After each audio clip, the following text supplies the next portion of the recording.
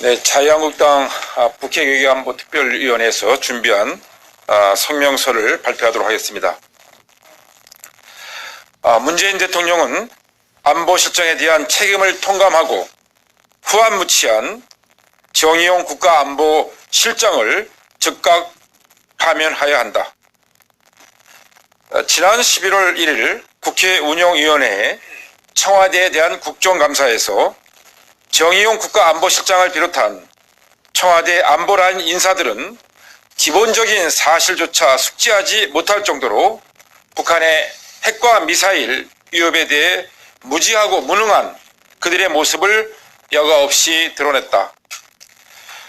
청와대 국가안보실은 NSC를 관장하며 국민의 안전과 국가의 안위를 최우선으로 지켜내야 하는 절대적인 과제를 안고 있는 부서이다. 그럼에도 정의용 실장은 북한의 대륙간 탄도미사일은 기술적으로 이동식 발사대에서 발사하기 어렵고 신형 방사포가 3분 내에 연속 발사되어도 완전히 방어할 수 있으며 이렇게 말씀드려야 국민들이 불안해하지 않는다고 주장한 것은 국민에 대한 기만이고 국회법에 따라 위증에 해당될 수 있다.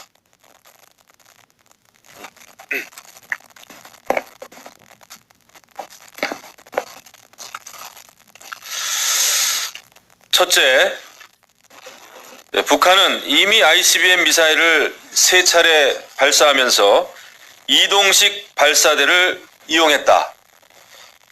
둘째, 방사포 비행 고도는 사드의 최저 요격 가능 고도보다 낮고 팩3 등의 최고 요격 가능 고도보다 높아 현재 배치된 요격 체계로는 요격이 불가능하다는 것이 전문가들의 일치된 주장이다.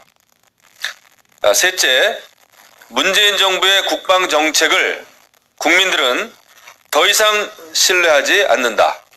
2018년 국방대학교 여론조사 결과에 따르면 국방부 발표에 대해 신뢰하지 않는다는 응답이 문재인 정부 출범 이후 최근 10년 중 처음으로 과반수를 넘어서 59.3%를 기록했다.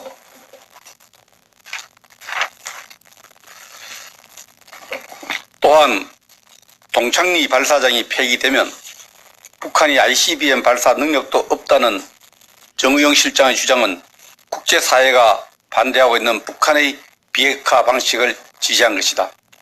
결국 대한민국과 국제사회의 안전에 대한 북한의 위협에 북한 눈치 보며 이젠 침묵을 넘어 공개적으로 동조하는 상황에까지 이르렀다.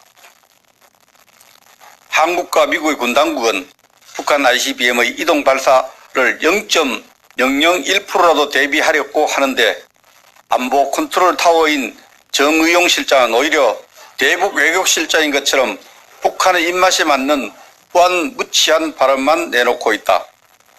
이제 북한의 미사일이 날라와도 청와대는 김정은의 신기를 고려해 대포를 쐈다고 할지도 모른다. 국가안보를 대북 외교에 양보하면 국가의 안위와 국민의 생명이 위태로워진다.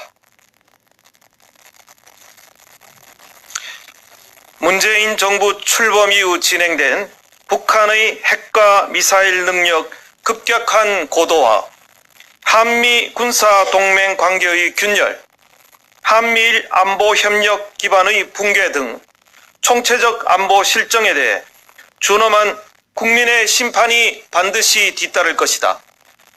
북한 외교 안보실로 전락한 청와대 국가안보실의 안보 불감증을 규탄한다.